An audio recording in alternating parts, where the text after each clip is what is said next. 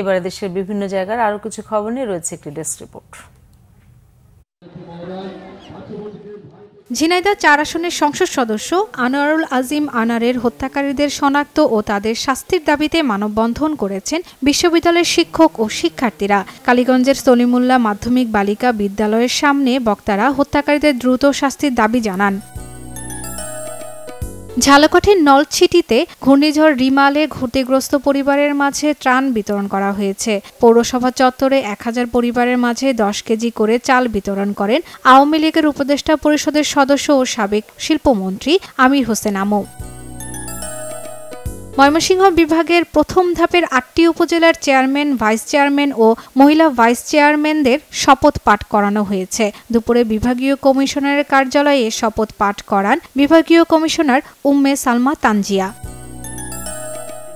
বিশ্ব সমুদ্র দিবস উপলক্ষে কক্সবাজারের প্লাস্টিক রোধে সচেতনতা বৃদ্ধি, পরিচ্ছন্নতা কার্যক্রমের উপর সেমিনার হয়েছে বাংলাদেশ সমুদ্র গবেষণা ইনস্টিটিউটের হল রুমে। এতে প্রধান অতিথি ছিলেন ইউনিডোর জাতীয় বিশেষজ্ঞ SM আরাফাত।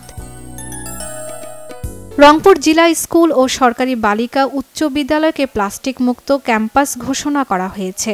সকালে সরকারি বালিকা উচ্চ বিদ্যালয়ের হল রুমে আনুষ্ঠানিকভাবে এ ঘোষণা দেন জেলা প্রশাসক মোহাম্মদ মোবাশ্বের হাসান।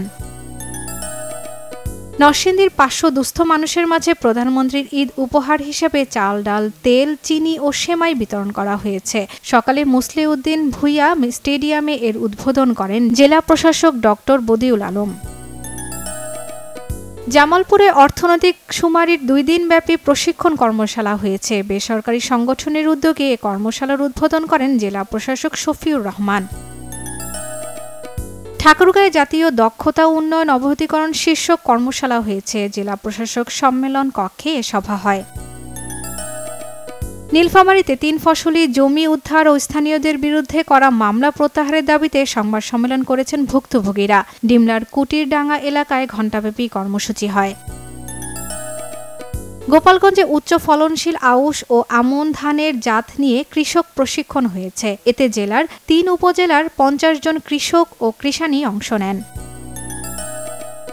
সাভারের child and old age care সেন্টারের বিনামূল্যে মেডিকেল ক্যাম্পেইন হয়েছে। কমলাপুর এলাকার উপজেলার প্রশাসন ও সমাজসেবা কার্যালয়ের আয়োজনে এই ক্যাম্পেইনের আয়োজন করা হয়।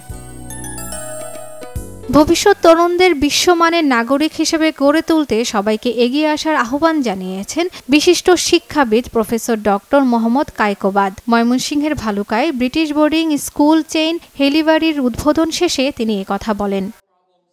শর্মিলা কেয়া, বাংলা ভিশন নিউজ ডেস্ক।